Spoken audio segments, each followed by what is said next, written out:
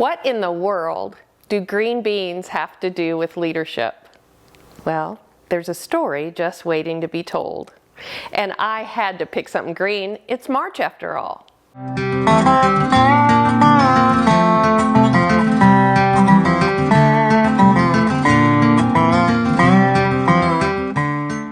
I have an amazing colander filled with fresh, wonderful green beans. You know they're fresh because you hear that snap when you start to clean them. So I learned a lot about green beans recently. I learned that in France, when they clean green beans, they break off both ends of the bean after it's harvested. So they use their fingernail or their finger and they take just a little tiny bit off of both ends. So the bean looks like that when it's done. You know, every time, I'm quite old now, but when I was a little girl, my grandma used to grow beans constantly.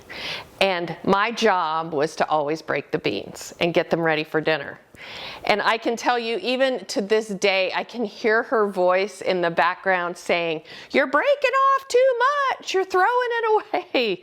So every time I clean green beans, I'm super conscientious about how much of that end to take.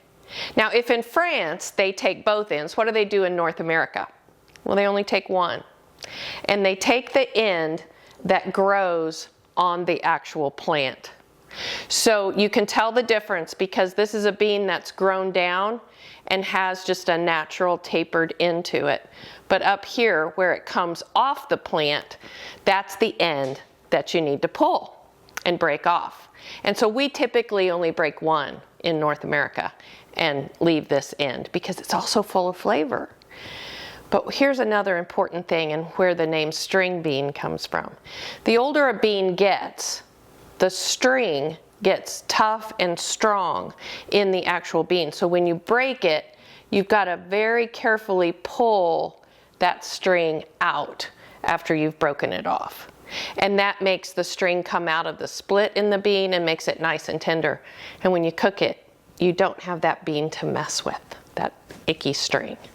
So I like to leave the beans long and full, but some people like to break them in half and make them more like the green beans you see in the can.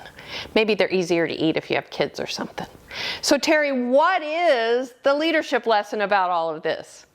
I'll tell you in just a minute, but I'm going to go cook up some green beans.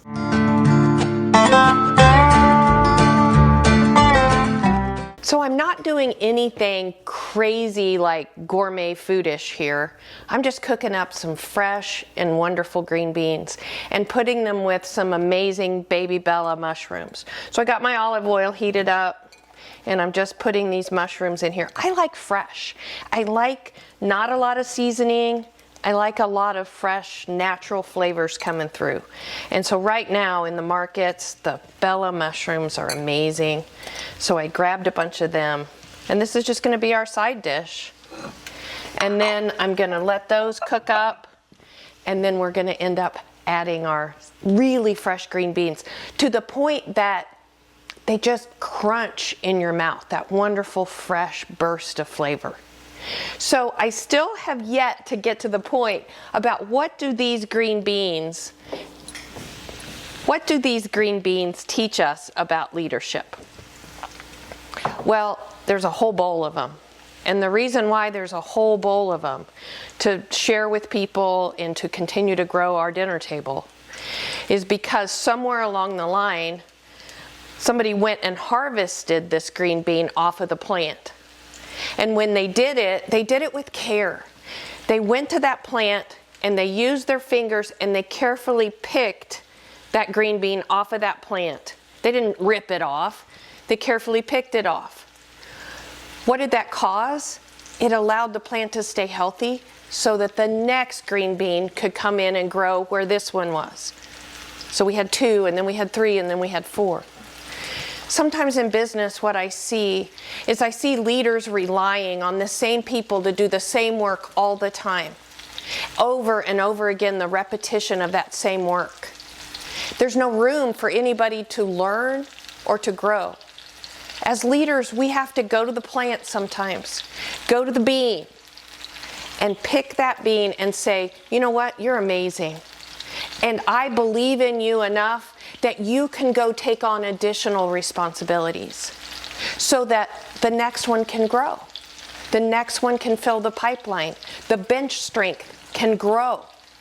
But it takes the leader to respect the plant, to respect the culture, that there will be somebody to grow, and then give that original bean some place to grow to, some other wonderful thing that it can become, so that we can turn around and continue to enjoy the harvest. Let's see what we've got, and we'll see you at the dinner table, and also, I hope, at the next Tales of Mountain Creek Ranch.